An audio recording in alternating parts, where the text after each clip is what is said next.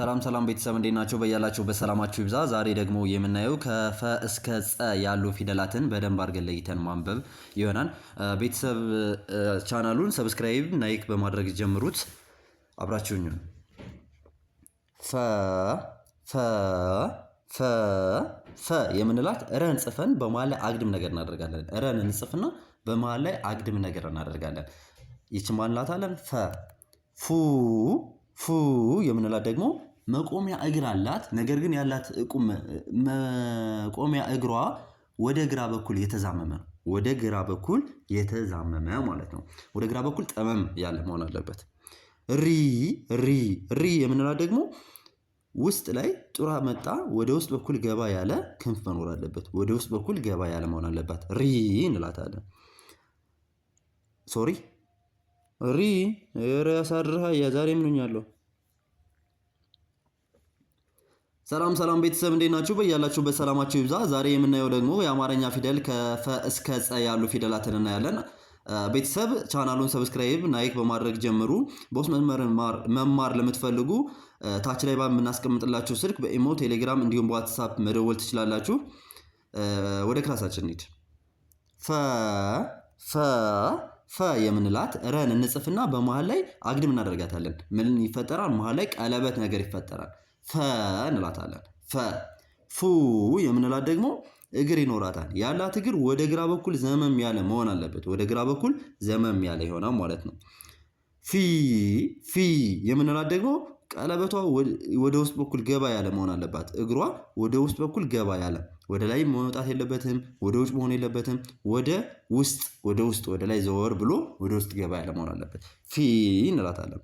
ፋ የምንላት ደግሞ ታች ላይ ያለው እግሯ መቆሚያ ቀጥ ያለ መሆን አለበት። ከፉና ከፋ ልዩ የሚያደርጋቸው ነገር ፋ ካልነ ቀጥ ብሎ የቆመ ነው። ፉ ካልነ ወደ ግራ በኩል ዘመም ያለ ነው ማለት ነው።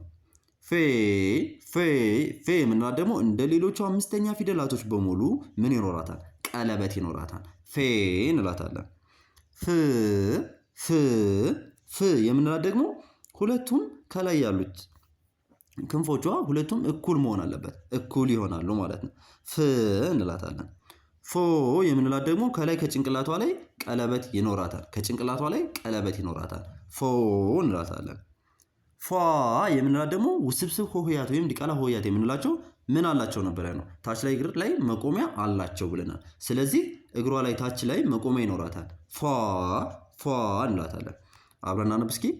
ፈ ፈ ፉ ፉ ፊ ፊ ፋ ፋ ፌ ፌ ፍ ፍ ፎ ፎ ፏ ፏ ፏ።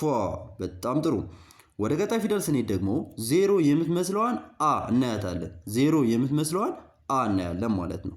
አ አ አ ኡ ኡ ኡ ስንል ምን ይኖራታል? ወደ ቀኝ በኩል ቅጥያ ይኖራታል። ኢ ኢ ኢ ስንል ምን ይኖራታል? ጫማ ነገር ይኖራታል። ታች ላይ እግሯ ላይ ጫማ ነገር ይኖራታል ማለት ነው። አ አ ስንል አራተኛው ደግሞ እግር መቆሚያ እግር ብቻ ይኖረዋል ማለት ነው። ኤ ስንል ቀለበት ይኖራታል። አምስተኛ ፊደል ናታ። አምስተኛ ፊደላቶች ምን አላቸው? ቀለበት አላቸው። ኤ ስንል ቀለበት ይኖራታል ማለት ነው። እ ስንል ደግሞ ከላይ ቅጥያ ይኖራታል። ከላይ እዚህ ጋር ቅጥያ ይኖራታል ማለት ነው። አን እንጽፍና ከላይ ቅጥያ እናደርጋለን።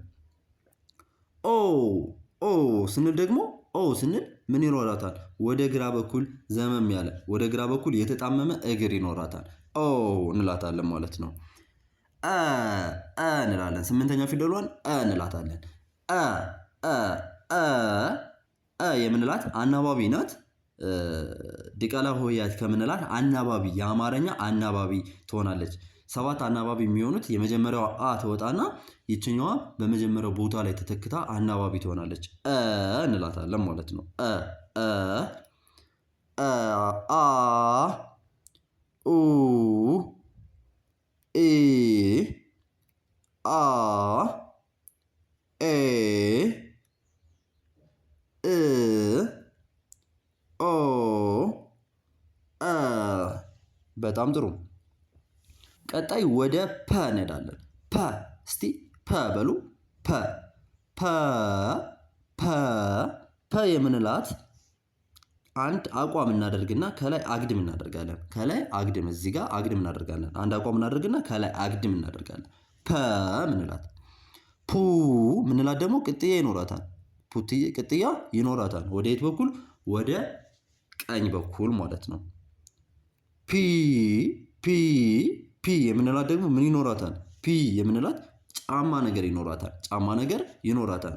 ወደ ቀኝ በኩል የዞረ ጫማ ነገር ይኖራታል። ፓ ፓ የምንላት ደግሞ ጀላፋ ነገር ይኖራታል። ወደ የት ነው ዞረ? ወደ ግራ በኩል የዞረ።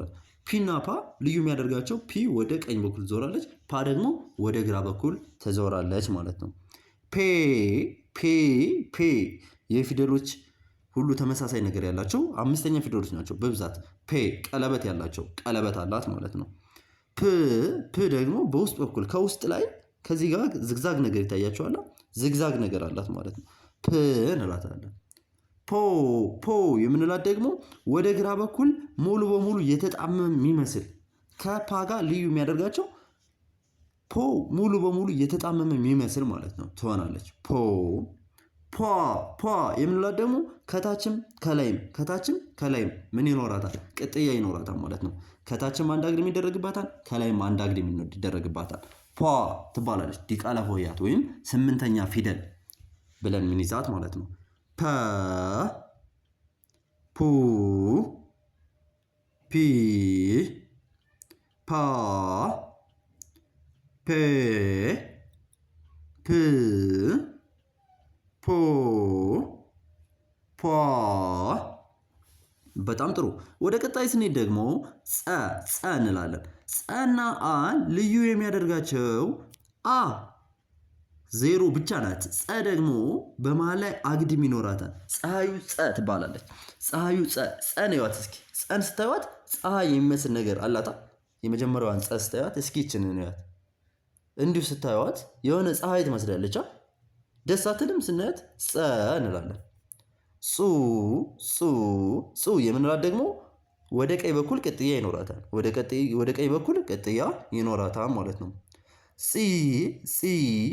የምንላት ደግሞ እግሯ ላይ ጫማ ነገር ይኖራታል ማለት ነው። ጫማ ነገር ይኖራታል። ጻ ስንላት ደግሞ መቆሚያ እግር ብቻ ይኖራታል። መቆሚያ እግር ይኖራታል ማለት ነው።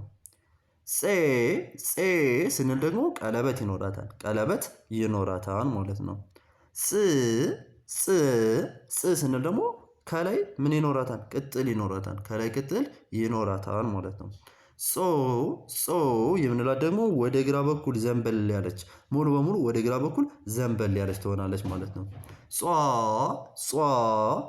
የምንላት ደግሞ ዲቃላ ሆሄያት ወይም ስምንተኛ ፊደል ውስብስብ ሆሄያት ይባላሉ ማለት ነው። ይቺ ደግሞ ውስብስብ ሆሄያት የምትባለዋ እግሯ ላይ ታች መቆሚያ ይኖራታል ማለት ነው። አብረን እናነብ እስኪ። ጸ ጹ ጺ ጻ ጼ ጽ ጾ ጿ።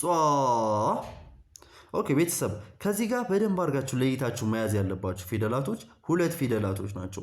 ከሌላ ፊደል ጋር ግር የሚያሏችሁ ማለት ነው። አ የምንላትና ጸ የምንላት። አ እና ጸ ልዩ የሚያደርጋቸው ምንድን ነው ሲባል አ ምንም አይነት መሀል ላይ ቅጥያ አይኖራትም። ምንም አይነት ዜሮ ብቻ ናት ነው። ጸ ደግሞ መሀል ላይ ሰረዝ ይደረግባታል። ከዚህ ጋር የሚታያችሁ መሀል ላይ ያለው ነገር አለ አይደለ?